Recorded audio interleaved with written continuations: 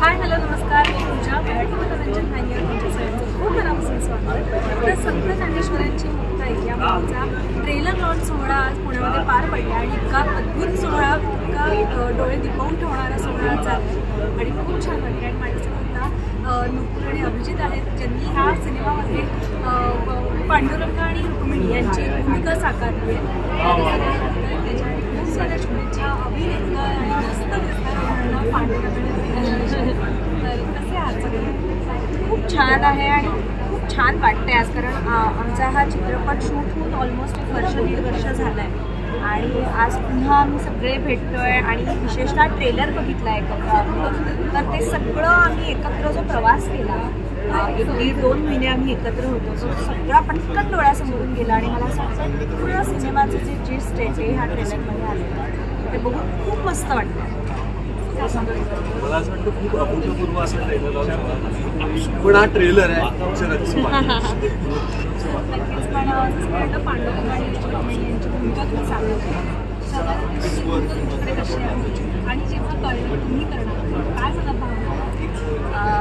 खरं तर दिग्पाल दादाने आमच्यावर जो विश्वास दाखवला आहे आणि त्याचंच एक विजन आहे की त्याने आम्हाला त्या रूपामध्ये इन्व्हिजन केलं आहे, म्हणून आम्हालाही माहिती नव्हतं की आम्ही ते करू शकू, कारण याआधी आम्ही दोघांनी ऐतिहासिक भूमिका एकत्र केलेल्या आहेत, पण पौराणिक किंवा देवता असं कधी केलं नव्हतं, साकारलं नव्हतं कुठली व्यक्तिरेखा.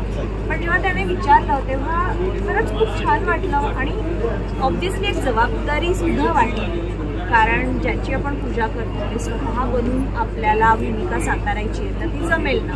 ते दडपण पण होतं, पण नक्कीच त्याने खूप छान पद्धतीने आम्हाला समजावून सांगितलं, त्यामुळे आम्हाला बऱ्याच प्रकारे म्हणजे इझी केलं, कारण वेगवेगळी रूपं होती, वेगवेगळ्या रूपामध्ये दर्शन द्यायचं होतं. पण त्याने खूप छान पद्धतीने वर्कशॉप झाले आमचे, किंवा आम्हाला स्क्रिप्ट वाचायला लागली, समजावून सांगितलं. पांडुरंगच्या भूमिकेपेक्षा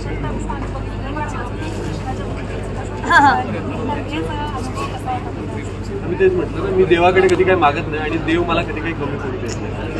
त्याचप्रमाणे दिग्पाल लांजेकर सर आहे, देवासारखे ते मला कधीच काही कमी पडू देत नाही. त्यांनी पहिल्यांदा सांगितलं जेव्हा मला की विठ्ठल करशील का, तर मी थोडं शासन पहिलं दिसणं येतं की कसा दिसेल त्या लुकमध्ये, पण त्यांना विश्वास होता आणि ते म्हणाले नुकतेच केल्यानंतर मी मिररमध्ये बघितलं तेव्हा मला असं अरे मी असं पण दिसू शकतो, कारण ऐतिहासिक भूमिका आहे, महादेव आहे, त्या गेटअपमध्ये दिसू शकतो हे मला माहिती होतं, पण विठ्ठलाच्या भूमिकेत दिसेल का, कृष्णाच्या भूमिकेत दिसेल का, आणि कान्हा आणि कान्होबा अशा अजून दोन भूमिका आहेत त्या अजून आपल्याला ट्रेलरमध्ये दिसलेल्या नाही, ते तुम्हाला फिल्ममध्ये दिसणार आहे. आणि रुक्मिणीची सुद्धा अजून एक भूमिका जी बाकी आहे ती आपल्याला फिल्ममध्ये दिसणार आहे. तर त्या भूमिकेसाठी विचारल्यानंतर मग मला मी निश्चित झालो की हां आता आपण दिसू शकतो, मग सोलवर काम करणार आणि मग भगवद्गीता वाचनासाठी, ज्ञानेश्वर वाचनासाठी आणि मग सोल पकडण्याचा प्रयत्न.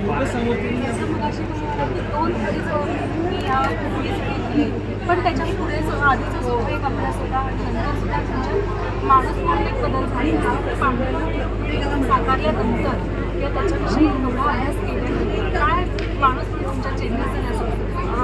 मला असं वाटतं ना, मी खूप शांत झाले, म्हणजे आपण खूप सध्या इम्पेशंट असतो, पटकन रिॲक्ट होतो, पटकन कुठल्या गोष्टीवर आपली रिॲक्शन असते. सो मला असं वाटतं प्रत्येकाने 10 आकडे तरी मनामध्ये म्हणायची गरज आहे कुठल्याही गोष्टीत पटकन रिॲक्ट होण्याच्या आधी. आणि या भूमिकेने मला असं वाटतं हे दिलं, कारण सेटवरचं आमचं पूर्ण वातावरणच हे पाहण्यासारखं. सगळेजण सेटवर सुरुवातीला यायचे, सकाळी हजर व्हायचं आणि आपापल्या कामाला लागायचे, आपापले किंवा एखादा सीन असेल सगळ्यांनी एकत्र असायचं. असं नाही आपापल्या व्हॅनिटीत जाऊन बसेल, किती मोठा सीन असतो, कोणाचा क्लोज असू दे, मग तो ॲप्रिशिएट करणं, हां ह्याने हा मार्गावर फार सुंदर दाखवला, मग त्याला ॲप्रिशिएट करणं, किंवा किती नसते आम्हाला त्याची काही पर्वा नाही. तर हे युनिटी जी आहे ना ती मला खूप छान पद्धतीने बघायलाही मिळाली, शिकायलाही मिळाली आणि खूप शांत. मला असं वाटतं शिवराज अष्टकाच्या माध्यमातून आम्ही शक्ती आणि शौर्य लोकांपर्यंत पोहोचतो, महाराजांना विचार लोकांपर्यंत, तसंच ह्या फिल्मच्या माध्यमातून आम्ही संतांचे विचार लोकांपर्यंत पोहोचतो. आणि जसं प्रेम शिवराज अष्टकाला लोकांनी दिलं तसंच प्रेम ह्या फिल्मला सुद्धा देखील द्यायची खात्री.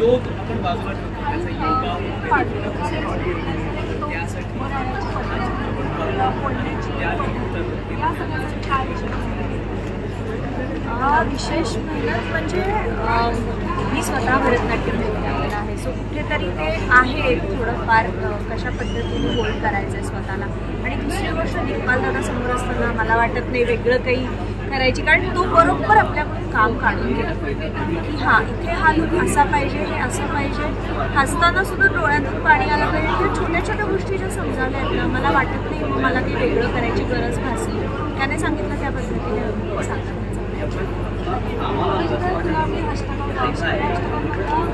पावडा शिवरायांसाठी काम करायला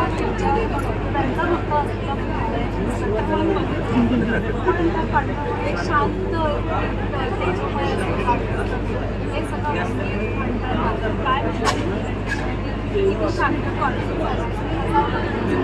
नाही, मी तेच रांगडा करू शकेन हे मला माहिती होतं की रांगडी भूमिका करेन, वॉरियरची करेन, महादेव करेन हे मला माहिती होतं.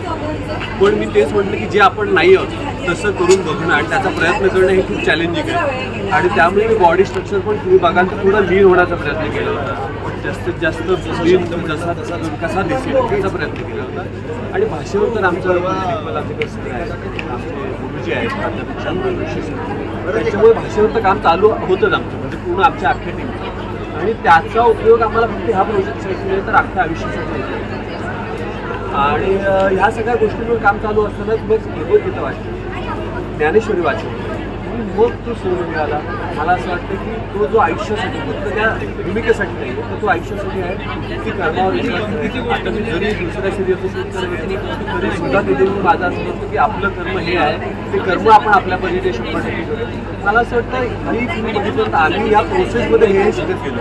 ही फिल्म बघितल्यानंतर आपली लहान मुलं असतील, माणसं असतील, खूप लोकांना शिकायला मिळेल की आपलं जे कर्म आहे ते आपण करायला पाहिजे आणि संतांचे काय विचार आहेत ते लोकांपर्यंत पोहोचवण्याचं काम आम्ही करतो.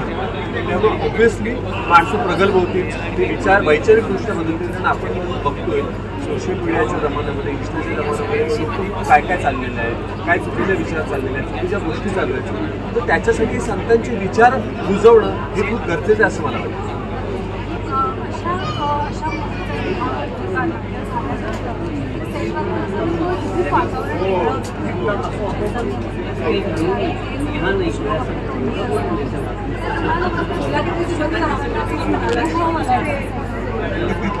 म्हणजे आम्ही तो समाधीचा सीन करत होतो मला आठवते. आणि ऑलमोस्ट सगळे मोठे कलाकार आणि सगळेच कलाकार होते. मॉब पण म्हणजे ऑलमोस्ट 100-150चा मॉब असेल, पण कुठेच बेशिस्तपणा नव्हता तिथे आणि सगळेजण त्या भूमिकेमध्ये होते.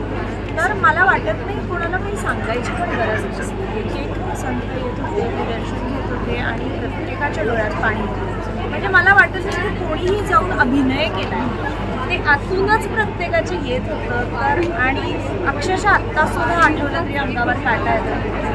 ते काहीतरी वेगळी शक्ती होती तिथे असं मला वाटतं. मला असं वाटतं की स्टारकास्ट आणि सगळी स्टारकास्ट या सिटी परत मॉब होता, 500,000 काहीतरी मॉब होता. पण त्या ह्याच्यामध्ये कुठलीच गडबड नाही, सगळे शांत आणि सेटवरचं वातावरण एवढं भरलेलं असायचं. मला एक मुद्दा सांगायला आवडेल, म्हणजे माऊलींचं जेव्हा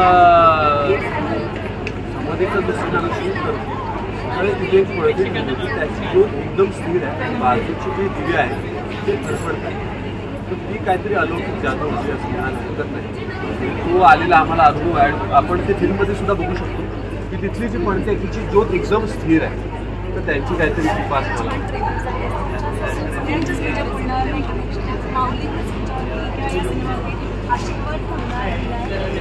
जाणून येत आहे अक्षरशः खूप साऱ्या शुभेच्छा.